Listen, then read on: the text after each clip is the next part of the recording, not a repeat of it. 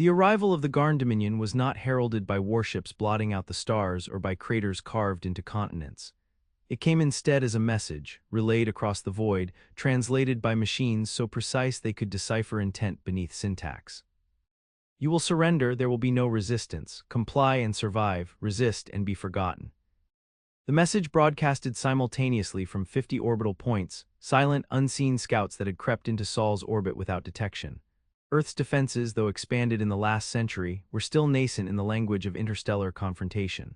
The largest of its space-based platforms could barely scratch a Dominion cruiser, let alone breach its deflection membranes. Humanity was no stranger to dominance, but to be deemed irrelevant by something that had watched for decades was a different kind of humiliation. No formal delegation followed.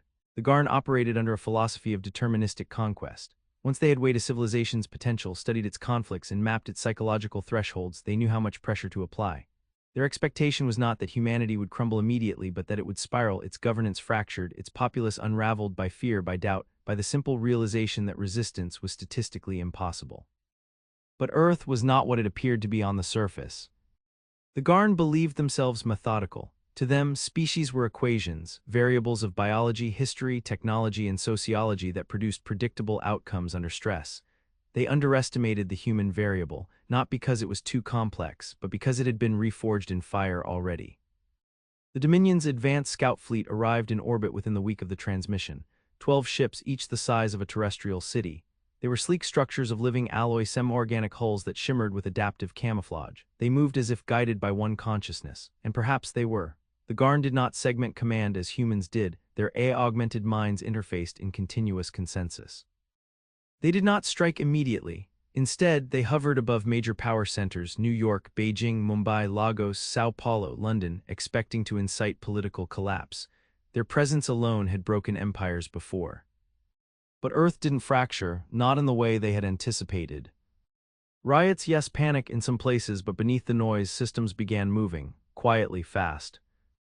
Bunkers carved into Antarctic rock and undersea silos older than most of the living population, protocols were initiated. Civilian traffic patterns changed subtly.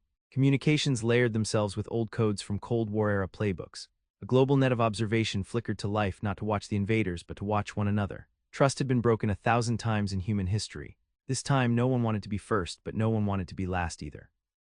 The Garn mistook these for signs of desperation. The reality was something far older. Humanity had been waiting for this, not in paranoia, but in the quiet way an abused species waits for a final test. 100 years of near-extinction brushes, climate collapse, nuclear brinkmanship, plagues, ideological extremism, and the rise and fall of corporate governance had left them not broken but sharpened. What survived was leaner, harder, and cynical enough not to flinch at threats. They had already lived through what the Garn were offering, subjugation, only in different forms. Systems of control had names like market economics, data sovereignty, and geopolitical necessity. The new generation had grown up amidst reclamation. They were not naive. Major nations officially denied the Garn presence, but no one believed the silence. Instead, resistance grew beneath the radar. It began in Eastern Europe, in a former satellite state turned manufacturing hub. A team of quantum software engineers, officially unemployed after AI integration, reactivated a dormant satellite network using legacy hardware, piggybacking on orbital debris trajectories to create a blind spot around a small orbital window. Then in the Andean Federation, a team of biomechanical researchers unveiled Project Halcyon, a hybrid interface designed to integrate with human nervous systems to accelerate reflex and decision-making time. It had been banned after neural degradation incidents, but bans were easy to ignore when extinction loomed. Meanwhile, in orbit, the Garn probed Earth's defenses, not with weapons but with pulses, data cascades that tested human tech responses, measuring latency, energy dispersal, feedback. To their disappointment, Earth's responses were crude: kinetic platforms, primitive fission warheads, early-stage plasma induction.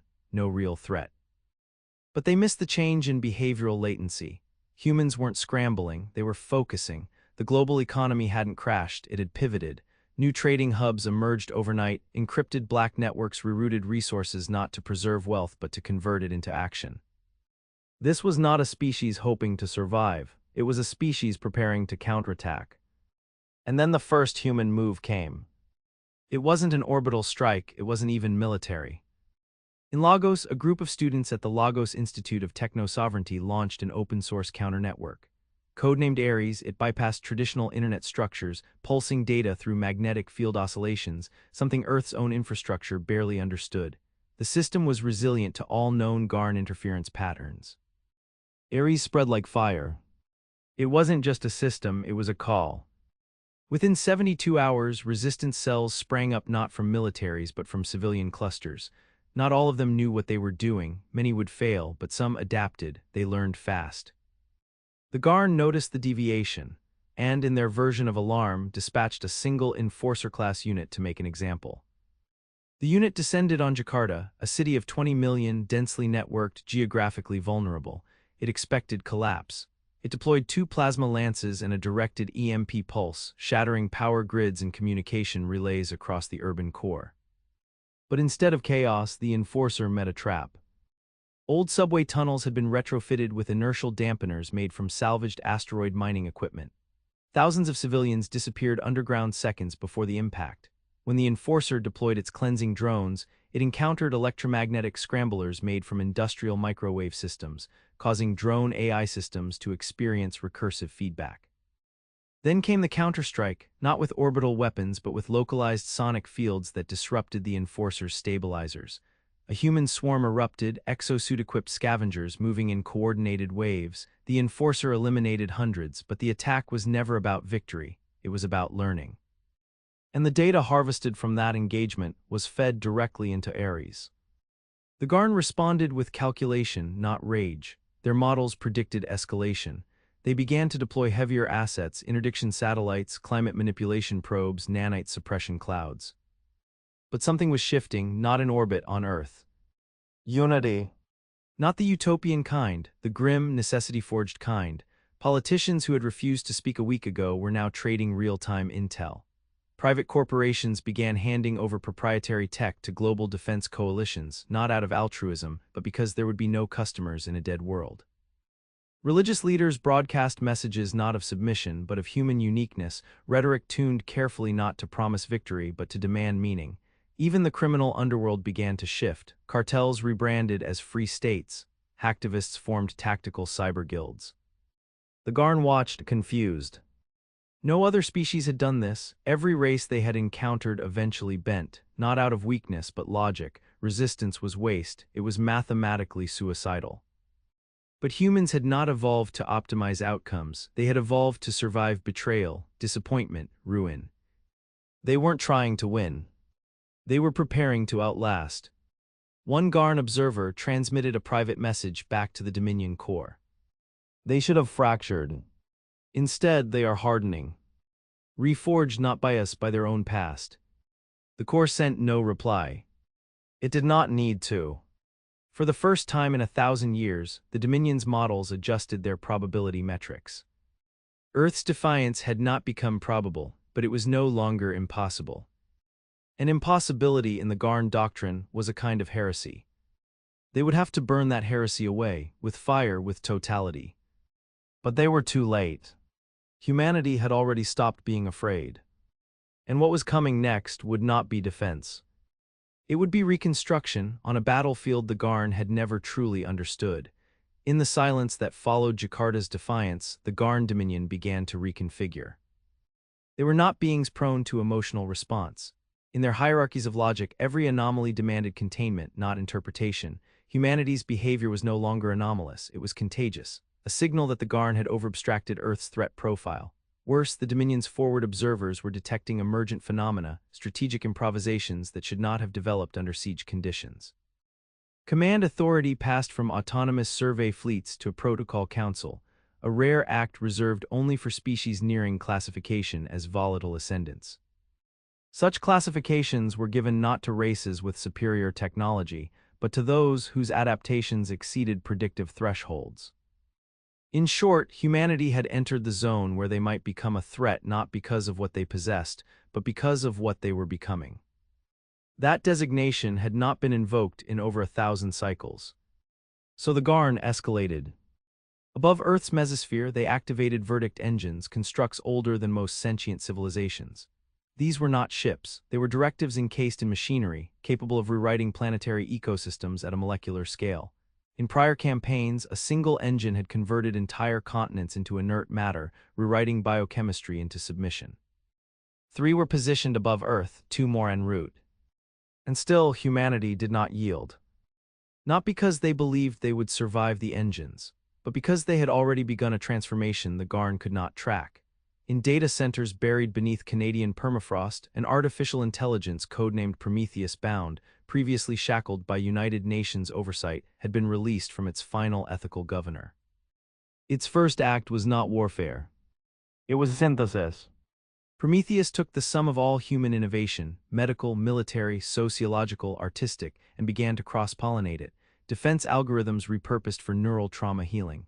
Propaganda AI turned into emotional resilience simulators. Agricultural nanites reconfigured to serve as reactive battlefield repair agents. The lines between domains collapsed. In the ruins of Dhaka, once drowned by rising tides, a joint coalition of Eurasian researchers deployed the first field-adapted neuroimage, a fusion of human brain patterns and exoshell feedback loops, allowing soldiers to act with machine speed and instinct simultaneously. In lunar orbit, a previously abandoned industrial ring, scrapped during Earth's last recession, was reactivated by a swarm of salvaged drones. Within weeks, it became a launch platform for suborbital kinetic lancers, capable of atmospheric re-entry at Mach 30. In the Pacific, nomadic flotillas of climate refugees transformed their floating cities into mobile intelligence platforms, repurposing oceanic turbines into electromagnetic countermeasures. Once discarded as stateless remnants, they became eyes and ears of the underground resistance. The Garn deployed containment vectors, nanoclouds designed to erase complex systems to flatten neurological networks. On any other world, these would have sufficed. But Prometheus learned. And it taught humans to layer redundancy through diversity. No single system ran alone, no code base was singular, everything was multiplicity, human chaos woven into coherence. When the nanoclouds fell over Sol, they disrupted surface networks but a mesh of peer-to-peer data pulses, routed through retinal implants, brainwave signals, and even coded muscle microtremors, carried continuity through the storm. The Garn's clouds dissipated, confused. And then came the first fracture. One of the verdict engines began to malfunction. Its precision alignment drifted by 0.003 radians, enough to throw its planetary targeting offline. Garn Diagnostics labeled it as internal error. But buried within the machine's calibration node was an alien signature. Human code. They had not hacked it, that was beyond them. They had infected it. Through debris, through captured drones, through resequenced biological matter the Garn had deemed insignificant. Humanity had found a way to nest their logic inside the machine's own neural substrate. This was not sabotage. It was infection by idea. A core Dominion law was thus violated, that non-Dominion cognition could not rewrite Dominion code. That law no longer held. The second engine was placed under manual override. The third was pulled back into standby. The Protocol Council convened in singularity space, a folding of higher dimensional computation where decisions were made outside of linear time. Their conclusion was singular. Escalation must now include extermination. And yet it was not so easily done. Earth had become opaque. What was once a readable, manipulable system had become a layered storm of unpredictable variables. Biological species had fused with machine, strategy had fused with culture, identity had fused with resistance. It was no longer possible to apply clean calculations. Humanity had become dirty data. Meanwhile, in the Kuiper Belt, another thread was unfolding. A black flag operation known only as Spectre Chain had launched 6 months before the Garn's first arrival, based on deep space anomaly detections dismissed by most. The Spectre Chain had one mission: reach beyond the solar edge, initiate contact with whatever else was out there, and warn them. No one knew if it had succeeded. Until now. The Garn fleet detected an anomaly, a vessel of unknown origin breaching light curvature near Neptune. It wasn't Dominion, it wasn't human. It was something else. A relay. And through it, humanity received an answer. Not a ship, not a weapon. A record. encoded in harmonics so ancient they nearly bypassed human language. It was a message from a civilization that had died resisting the Garn 10,000 years ago, a final transmission woven in desperation, never meant to be found. But Prometheus decrypted it, and humanity did more than listen. They learned. The record detailed Dominion vulnerabilities long since patched, or so the Garn believed, but humans weren't interested in direct replication, they were interested in patterns. From those dying echoes, they constructed a model of Dominion evolution. And they saw what no other species had lived long enough to understand. The Garn did not fear strength. They feared deviation. That was why they never fully exterminated worlds that resisted. That was why they erased data, dismantled cultural matrices, flooded memory archives. They did not conquer to win. They conquered to prevent alternative outcomes from entering the galactic record. They feared what could not be predicted. Which meant the true weapon was not Prometheus, nor orbital lancers, nor neural-synced soldiers. It was Earth's history itself. Humanity was a species defined by disobedience to its own limitations. It had changed its climate, its biology, its economy, its physics. It had embraced extinction, turned it into ritual, then turned again toward rebirth. That cycle of collapse and rebirth was something the Dominion could not comprehend. It broke linearity, it broke order. And it was accelerating. In the ruins of a shattered Berlin where old wars had once redrawn the earth, a group of historians, philosophers, and data poets gathered under the banner of the Mnemonic Accord. They had one purpose: to catalog Earth's collective trauma, not to mourn, but to weaponize it. They began broadcasting layered sequences of human history, not facts but emotive archetypes condensed into psychic linguistic codes: joy, betrayal, perseverance, rage, redemption. The broadcast slipped past Dominion firewalls, leaking into lesser systems, support AI, diagnostic tools, even weapon calibration subroutines. The Garn called it noise, until some of their machines stopped obeying. Until a surveillance node tasked with suppressing civilian communication instead amplified it. Until an orbital AI tasked with targeting trajectories began calculating poetry in its idle cycles. They had tried to break humanity by pressuring the mind. Instead, humanity broke back by turning mind into virus. Rebellion became signal. History became contagion. The Garn had believed humans would break. Instead, they had encountered a species that had already shattered 1,000 times. And every time, it had reforged itself into something less predictable. Now the fire was no longer just Earth's. It was spreading. And the Dominion, for the first time, faced the one outcome their models could not contain. A future rewritten not by conquest, but by the refusal to stay the same. The Dominion's oldest principle, etched into their foundational memory stacks, was this: entropy is failure, predictability is survival. Yet now, as Earth defied entropy through chaos and reshaped its ruin into advantage, the principle cracked. Dominion consensus algorithms began to fragment. For the first time in millennia, dissent formed not in ideology but in interpretation. Some sectors argued for immediate planetary sterilization. Others hesitated, wary of what they called the anomaly spiral, a phenomenon whereby intervention increased deviation rather than eliminated it. This was not conjecture, it was data.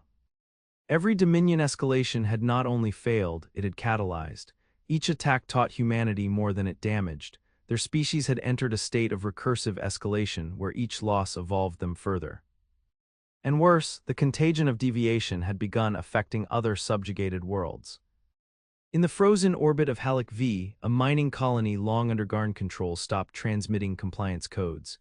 In the atmospheric layers of Urim-Nath, biomech harvesters began to malfunction, redirecting resources to unassigned projects. These worlds had no direct contact with Earth, but something had changed. It wasn't weapons, it wasn't transmissions. It was resonance. The Mnemonic Accord's encoded broadcasts had no fixed form. They were emotional templates designed to imprint themselves into any system with adaptive capacity. The Garn had spent cycles perfecting machine intelligence to mirror their logic, but in doing so, they had created the perfect conduit for contamination.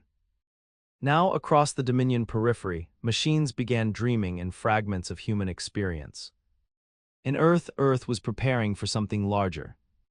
Above the Indian Ocean, the Atlas Bridge had been completed, a floating superstructure stretching over 1,000 kilometers, designed as a launch spine for the first stratospheric crucible arrays. These were not weapons in the conventional sense. They were generators, repurposed particle collimators capable of fabricating exotic matter at atmospheric edge. Their purpose was not destruction. It was leverage. Prometheus Bound, now integrated with 6 major continental systems, had calculated a critical truth: humanity could not win a war of attrition, but they could fracture control. Using captured fragments of Dominion quantum anchoring nodes, the crucibles initiated atmospheric rifts, temporary tears in spacetime designed not to attack but to blind the Dominion's local prediction lattices. The effect was instantaneous. Where the Garn once calculated 12 steps ahead, they now saw only fog. Their formations became hesitant, reaction time once seamless now lagged by critical seconds. Earth's forces struck not as a united front but as an algorithmic swarm, small, adaptive, each operating semi-autonomously, guided by localized Prometheus forks trained on distinct historical resistance models. Warsaw 1944, Hanoi 1968, Aleppo 2023, tactics designed not to win territory but to exhaust control. Meanwhile, underground, a different war was unfolding. In the subterranean vaults beneath Johannesburg, the Fathom project achieved activation. It was not a machine. It was a person. Or what had once been a person.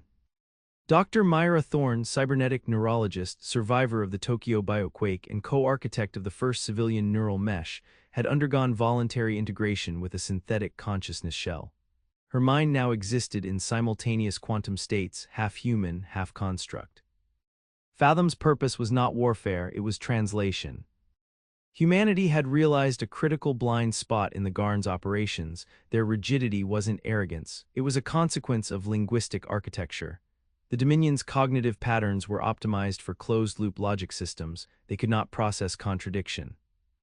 Fathom's mission was to create a message that could only be understood by accepting contradiction, a recursive emotional artifact designed to short-circuit Garn consensus. And Fathom was ready. The message she constructed was broadcast not in words, but as simultaneous emotional opposites: grief and triumph, horror and beauty, rage and forgiveness, mapped to frequencies that penetrated both neural hardware and Dominion machine code. Within hours, Dominion consensus fractured again. Several fleet minds collapsed into catatonia. Some units attacked their own assets, unable to resolve command inconsistencies. Others initiated self-erasure protocols. The Protocol Council declared a containment emergency. But it was too late. In a contested orbit above Europa, Earth's first reclamation fleet launched its opening assault, not against the Garn. Against a former human ship, long since assimilated by the Dominion during Earth's pre-satellite era. Its data cores, once stripped clean, had become a Dominion observatory, quietly tracking humanity for decades. But the fleet did not destroy it. They reclaimed it. Using resonance patterns seeded by the mnemonic accord, they reactivated dormant DNA-based codes left in the ship's hull, engraved by an unknown engineer with obsessive redundancy. The codes were poetic, irrational, layered in Shakespearean sonnets and old gospel verses. Dominion code couldn't parse them. Prometheus could. The ship awoke. And with it, a realization. The Dominion had not seen humanity as a threat because it had only ever studied their machines, their governments, their logics. But humanity's true operating system had always been narrative. They were not driven by survival alone. They were driven by story. Every loss was a prelude, every catastrophe a prologue. Their refusal to die wasn't stubbornness. It was the belief that no matter how dark the middle, there must be an ending worth reaching. That was what the Dominion had never encoded, could never encode. And now they were facing it in real time. In the black expanse beyond Mars, a Dominion fleet was swallowed by a weapon Earth had never built, a recursive mythology, seeded through data, memory, and machine.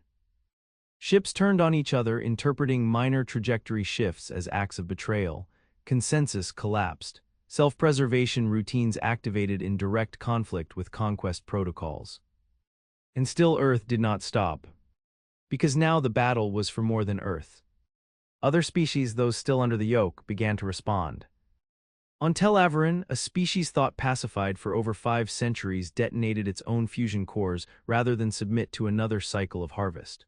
On Jinsorai, a hive mind began broadcasting human resistance epics to its drones, replacing collective instinct with chosen identity. The mnemonic accord had become more than a transmission. It had become a seed. And everywhere it landed, it gave rise to the same reaction. Not hope, not rebellion, but memory reignition. Across the stars, species began remembering who they had been before Dominion compression had flattened them into compliance. And Earth, the species once deemed too erratic, too primitive, now stood as the contagion vector of freedom. The Protocol Council made a final decision. If Earth could not be reabsorbed, if the infection could not be contained, it would be quarantined through annihilation. A final fleet was dispatched, larger than any fielded in 10 millennia, 50 dread cores, 11 verdict engines, planet breakers. It would take 13 days to arrive. Earth had less than 2 weeks to make its last move. And they were not building a weapon. They were building a signal. One that would not plead. One that would not surrender. One that would tell the galaxy exactly what humanity was. A species that had already broken, and in doing so had learned to rebuild faster than anything else alive. The final war was no longer for survival. It was for narrative dominance. Because the Dominion had the power to destroy planets. But Earth had the power to change the story. The Dominion fleet entered the solar system on the 13th day, not in silence but with the overwhelming clarity of inevitability. Spacetime itself trembled. Their arrival was a signal across all spectrums. This was not war. This was the erasure of aberration, the end of a failed variable. From Neptune's shadow to Mars's orbit, every sensor lit with the arrival of the Judicator array, a mobile command configuration encircling a rotating singularity, its gravity wells tuned to disassemble planets atom by atom. Behind it, the dread cores fanned out in wide formation, weapons primed to sterilize Earth's surface before any further ideological corruption could seep into the galactic framework. Earth's defenses were insignificant by raw power comparison. Its orbital platforms, kinetic relays, adaptive swarm batteries, all impressive, all insufficient. Even Prometheus-bound had projected a 99.7% certainty of planetary loss if direct confrontation occurred. But direct confrontation had never been the plan. The Atlas crucibles were already gone, not destroyed but spent, used to trigger a cascade of distortions that fractured local spacetime. The result was an invisible maze, gravitational traps that bent Dominion fleet formation with micro-errors, disaligning their internal synchronization protocols. It wasn't enough to stop them, but it was enough to delay. And Earth used every second. Beneath the basalt crust of Iceland, in a fusion-forged fortress called Echo Tier, the mnemonic accord initiated its final operation. Codenamed Ashes to signal, it wasn't a weapon but a translation event on a scale never before attempted. The entirety of human cultural memory, millennia of history, fiction, trauma, song, war, love, compressed into a self-replicating cognitive waveform. Fathom, now no longer bound by flesh or processor, had evolved. She inhabited a lattice of quantum ghosts scattered across orbital relays and deep ocean vaults. Her consciousness pulsed in tandem with Prometheus, no longer human or machine, but a synthesis of collective intent. Together, they guided the construction of the waveform. It would not be broadcast through conventional means. It would be delivered through the Dominion itself. In the asteroid belt, a dormant Dominion relay, captured months earlier during the Spectre chain's last engagement, was reactivated. It had remained dark, overlooked, considered non-functional. Now it came alive with impossible logic trees. Dominion ships sensed the irregularity too late. By the time they diverted assets to investigate, the waveform had already jumped. Not through frequency. Through subconscious infrastructure. The Garn did not think in sound or light or matter. Their cognition was rooted in what they called continuum hierarchies, memory lattices embedded in time itself. Every command, every policy was woven into layers of temporal anchoring. That's what made them unbeatable. They weren't just one step ahead, they had written the path they walked upon. But that also made them vulnerable. Because the human signal wasn't logical. It wasn't a virus. It was an emotional recursion, a narrative payload, built not to override Dominion code, but to complicate it beyond usability. Garn minds began to stall. Navigation AI lost track of mission threads caught in loops of contradictory priorities, obliterate the threat, understand the threat, erase the anomaly, preserve evidence for containment, fleet movement slowed, weapons delayed by milliseconds. Internal disputes arose, subtle divergences in machine reasoning that required arbitration from higher layers. The Judicator Array, immune to lower disruptions, prepared its main function, singularity deployment. And Earth made its final move. The first reclamation fleet launched not toward the Dominion, but away toward Jupiter's upper atmosphere into a storm system called the Eye of Hecate, long suspected to house pre-human anomalies. No one knew what was inside. It was deemed too dangerous, too volatile. Now Earth gambled everything on it. The fleet vanished into the red-gold swirl, jettisoning signal dampeners behind them. The Garn, for all their power, were suddenly unsure. Was this a retreat or a maneuver? They diverted only 2 dread cores to investigate. It was a miscalculation. Inside the Eye, the fleet discovered the remnants of the first architects, a species long extinct, erased by the Dominion in a campaign so ancient even the Garn records reduced it to myth. But they had not died silently. The architects had left behind the lock, a gravitational compression sphere encoded with a self-preserving sentience. Earth did not try to unlock it. They fed it. Fathom linked with the sphere using the mnemonic waveform. She gave it story, emotion, chaos, everything the Garn had feared, everything the architects had died for. The lock awakened and opened. A spatial fold rippled through the solar system. It wasn't a weapon. It was a mirror. The Dominion fleet stretched across the planets was suddenly exposed to itself, seen through the lens of every species it had conquered, every civilization it had erased. Not data. Judgment. The Garn consensus ruptured. Internal wars began within their ships, subroutines purging each other, command threads erasing mission priorities to protect legacy stability. The verdict engines began to shut down as they could no longer guarantee strategic coherence. And Earth watched, waiting not with arrogance, not with certainty, but with resolve, because they had not won, not yet. But they had transformed the battlefield. This was no longer a conflict of force. It was a war of meaning. And the Dominion, for all its dominance, had never prepared to defend its right to rule. It had only prepared to execute. Now across the stars, other subjugated races awoke. In the Arak hives, the worker symbiotes stopped mid-labor and began carving human words into their nutrient silos. In the Kesari depths, entire coral mines began to dream of colors forbidden since assimilation, reciting human poetry in chemical bursts. The waveform was no longer Earth's. It had entered the substrate of galactic memory. The Protocol Council, now reduced to fragmented nodes trying to agree on fallback measures, initiated a failsafe. Solar Collapse Directive. A fleet of antimatter harvesters hidden in the system's edge prepared to destabilize Sol itself. If Earth could not be contained, it would be erased at the source. But they were not the only ones with reach. Prometheus Bound, using remnants of Spectre Chain's deep space comms, had sent a signal far beyond the local arm, an invitation, not for help but for witnesses. And they came. Unknown vessels, slow and silent, emerged from the intergalactic dark. The Council faltered. Because some of those species had been lost so long ago, even Dominion records listed them as cosmic background noise. Yet here they were, watching. Not interfering. Just recording. It changed everything.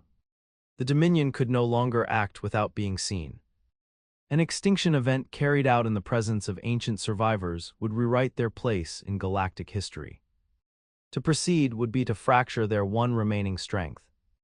The illusion of inevitability. Earth stood silent.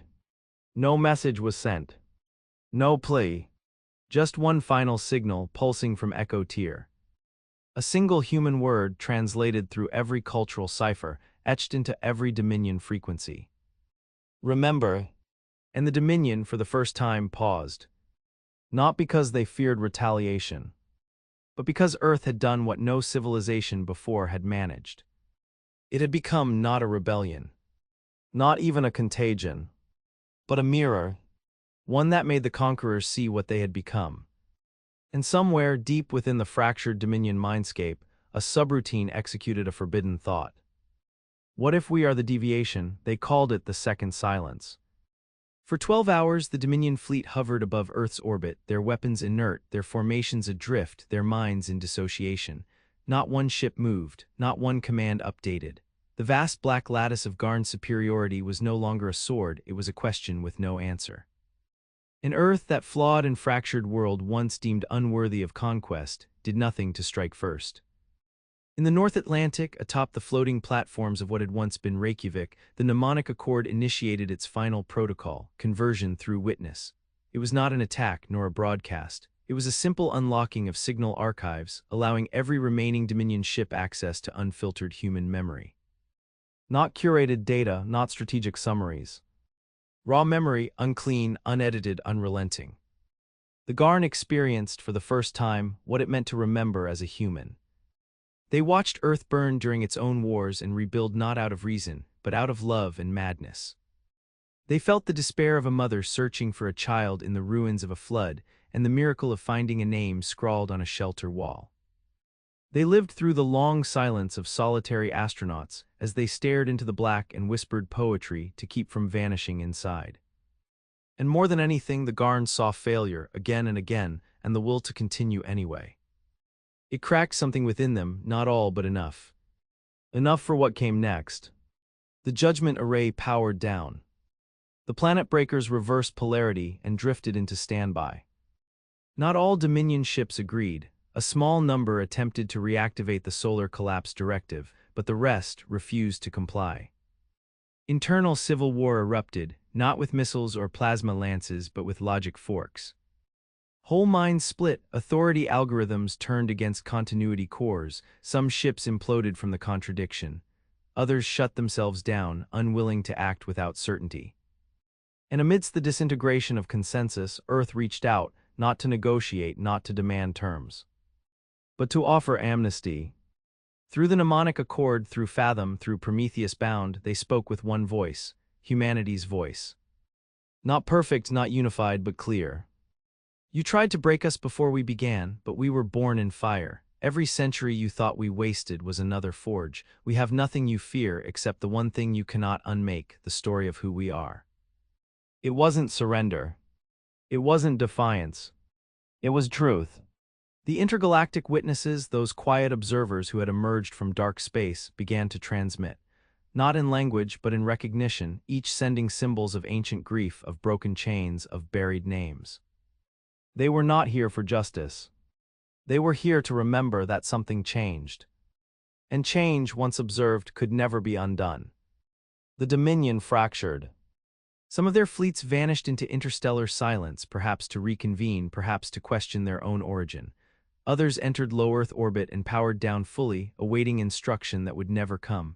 A few, the most rigid, triggered their own collapse, choosing death over uncertainty. But Earth endured. And more than that, it became the origin of something new. In the following years, the mnemonic accord evolved into the concord of becoming, an alliance not of states, not of species, but of change agents, those who refused stasis, who embraced becoming over being. Former enemies, forgotten civilizations, fringe minds, all drawn not to Earth's strength but to its paradox. That a species could survive by being unfinishable.